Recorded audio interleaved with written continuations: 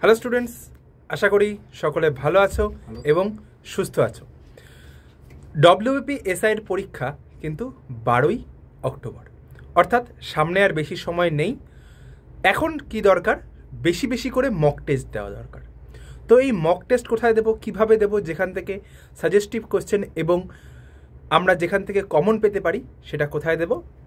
আড্ডা 247 বেঙ্গলির অ্যাপটা তোমাকে আগে ইনস্টল করতে হবে প্লে স্টোর থেকে। দেন কিভাবে দেবো, লিঙ্ক কোথায় পাবো স্যার তোমাদের একটু দেখিয়ে দিই। এই গোপীনাথ স্যার আড্ডা 247 বেঙ্গলি, এই নেমটা তোমরা ডিরেক্ট সার্চ করে আসতে পারো। এই যে লিঙ্কটা দেখো আমি দেওয়া রয়েছে, WPSI full length mock test 9th October.